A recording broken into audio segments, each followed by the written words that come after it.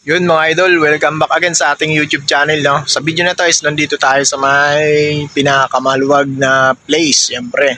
Ayan, ayan. Dito yan sa may dinadaanan ko lang, no? Ito, tinatayuan pa lang ng mga building, no? Magre-review tayo dito sa ating gulong na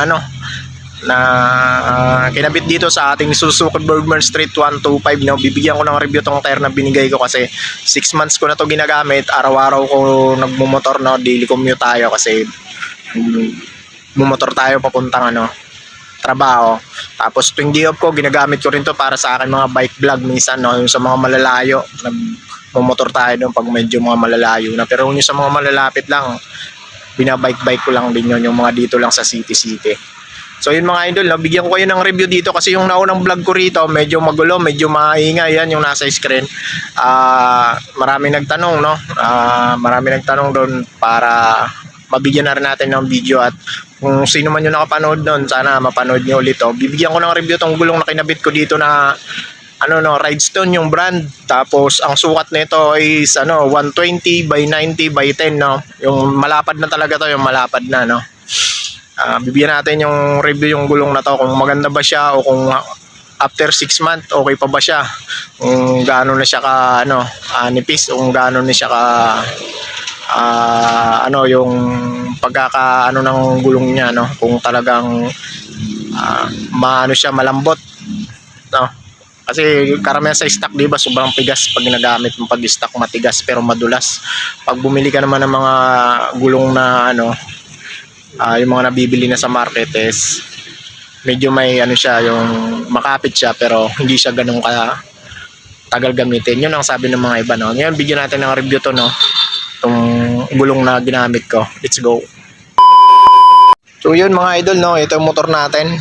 Ayan, Suzuki Bergman Street 125 yan.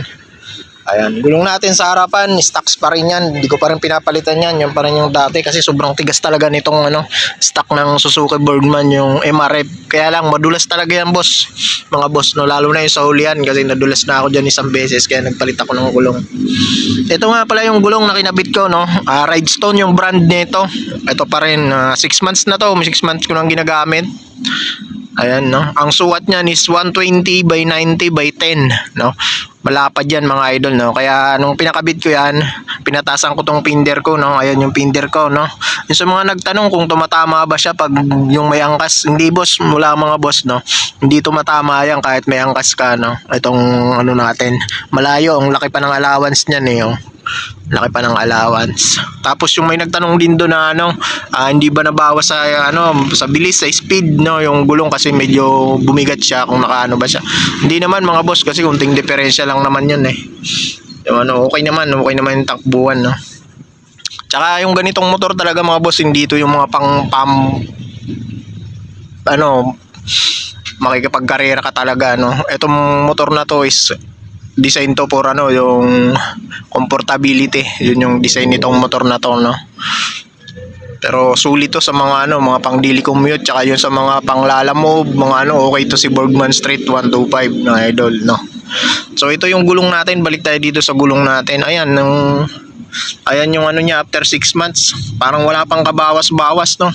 Okay rin tong Ridestone, maganda rin mga idol, no. In-order ko pala to sa Shopee, no. Itong Ridestone na to na gulong na kinabit ko dito. Bali, in-order ko siya ng online kasi ang hirap hanapin ng gulong nitong lalo na yung size 10 yung niya, mags. Hirap hanapan ng gulong. Kung magkakabit kayo ng ganitong sukat mga idol, 120 by 90 by 10, asahan nyo na, sayad yan dito sa may pinakatapaludo dito. Talagang ayan, in-extend yan yung sa akin. Ayan yung extended ko. Tinasan yan mga idol, no. Pero wala namang nangyari, maganda naman pagkakakabit, no. Ayan, ganda pa rin hanggang ngayon. In-extend yan, tinasan. Kung gusto nyo yung sakto lang, hindi kayo magtataas ng tapalodo, 110 lang kunin nyo.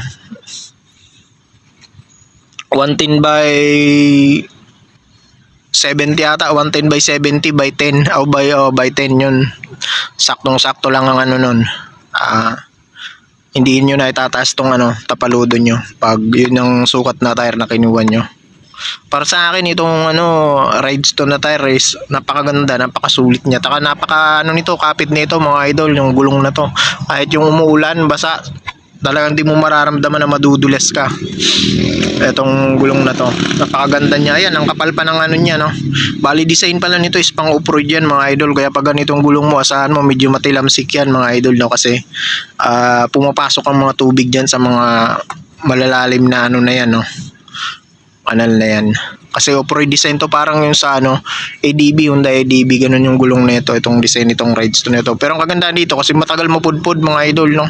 Tagal siyang numipis. Ayan, ang kapal pa rin, no. 6 months na yan, parang wala pa rin. Araw-araw ko ginagamit tong motor ko mga idol, no. Ayan siya. Makapal pa rin. Kung gusto niyo order nito mga idol, search nyo lang sa Shopee, Ridestone. O kaya ayan, nandiyan sa screen lagay ko yung shop na pinag-orderan ko nito. So yun mga idol, yun ang video natin ngayon, no. About motor muna tayo. Susunod na tayo mag-content ng ano sa bike. Ayun yung motor ko, no. Boardman Street 125. Sa unahan, yan pa rin. Pero pag ito, ano na to, makapalitan ko na rin ng ano to. Pero gusto ko ganitong stock pa rin, MRF, kasi maganda to pang unahan, yung MRF, matigas siya. Tagal siya mapudpud. Ang importante naman yung sa hulihan. Yun mga idol, no? Yun lang maiksing review ko dyan sa gulong na kinabit ko dyan kay Suzuki Boardman Street 125. Salamat, yun lang, peace.